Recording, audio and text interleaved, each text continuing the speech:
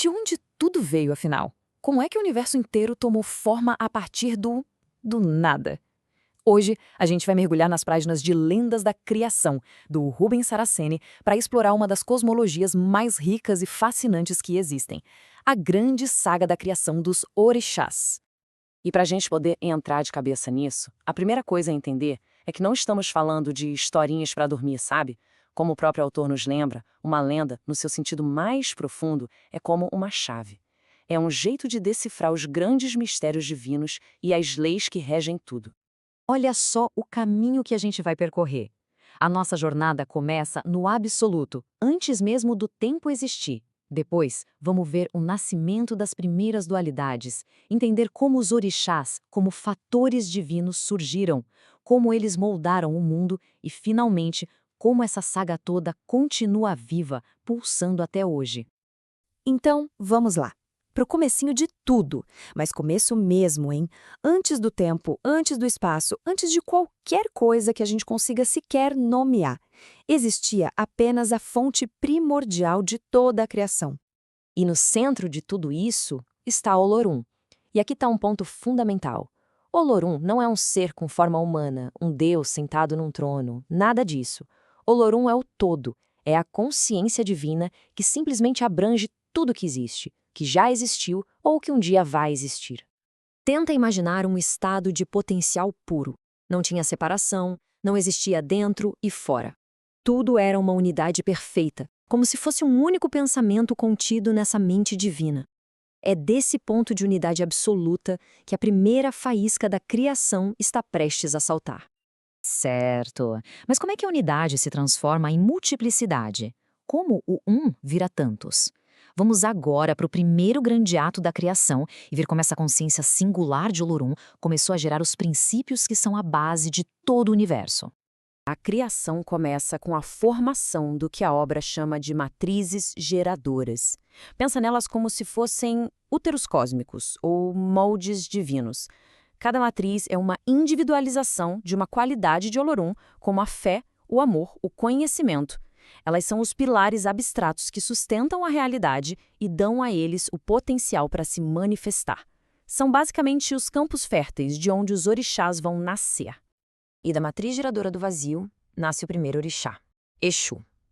E aqui, gente, é crucial entender uma coisa. Exu não é um princípio do mal. Ele é o princípio cósmico da contração. Exu é o vazio, o vácuo, o ponto que absorve tudo para si, criando o espaço necessário para que alguma outra coisa possa existir. E para criar o equilíbrio perfeito com Exu, da matriz geradora da plenitude, nasce Oxalá. Se Exu é o vazio que contrai, Oxalá é a plenitude que expande. Ele é a força que irradia, que preenche o espaço que Exu criou com o potencial divino, com a luz da própria criação. E aqui a gente vê o motor da criação funcionando a todo vapor. Contração e expansão, vazio e plenitude, Exu e Oxalá. São as duas forças primordiais opostas, mas, ao mesmo tempo, perfeitamente complementares. É essa dança que dá o start em toda a dinâmica do universo. Um simplesmente não existe sem o outro.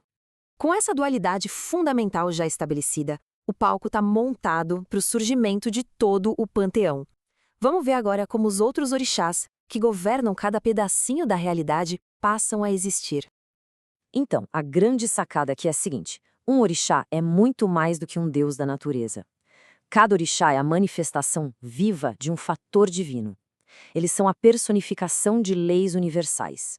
A justiça, a lei, o conhecimento, a geração, tudo isso são fatores e os orixás são os guardiões vivos desses princípios. O processo todo é como uma cascata divina. Primeiro, tudo começa como um pensamento puro em Olorum. Essa ideia é abstrata, então é como se fosse vestida por uma matriz geradora, que dá a ela uma identidade única. Só aí um orixá pode nascer, se tornando a manifestação viva e atuante daquele princípio original em toda a criação. Beleza, agora que temos esses princípios divinos personificados como orixás, como é que eles, na prática, constroem o mundo? Vamos ver agora esses arquitetos divinos em plena ação. Vamos ver como esse sistema funciona na prática. Pense em algum. Ele personifica a lei, abrindo os caminhos para que a ordem possa existir. Mas essa ordem precisa de equilíbrio, certo? Aí entra Xangô, a própria justiça cósmica. A vida precisa ser criada, e para isso temos Iemanjá, o princípio da geração. E para que essa vida evolua, Oxóssi impulsiona a busca pelo conhecimento. Cada um governa seu domínio, mas todos trabalham em perfeita harmonia. É por isso que as histórias contadas no livro são tão geniais. Uma lenda sobre Ansan, por exemplo, não é só sobre uma deusa dos ventos. É uma parábola para explicar como o fator do movimento, que ela rege, funciona em toda a criação, desde um furacão até a mudança de rumo na nossa própria vida. E isso tudo nos leva lá da criação primordial até os dias de hoje, porque essa cosmologia não é uma peça de museu poerenta, ela está viva, vibrando agora mesmo. E esse talvez seja o ponto mais importante de todos. Essa saga da criação é a fundação de crenças vivas. Em tradições como a Umbanda, esses orixás não são figuras mitológicas distantes. Eles são entendidos como as forças divinas, os fatores que continuam atuando, sustentando e regendo o mundo e as nossas vidas nesse exato momento. No fim das contas, essa análise das lendas da criação deixa a gente com uma reflexão. No mundo que muitas vezes parece tão caótico, o que será que podemos aprender com uma visão de universo onde cada força, cada princípio, tem o seu lugar, a sua função e o seu propósito dentro de uma ordem divina e equilibrada? A questão fica no ar.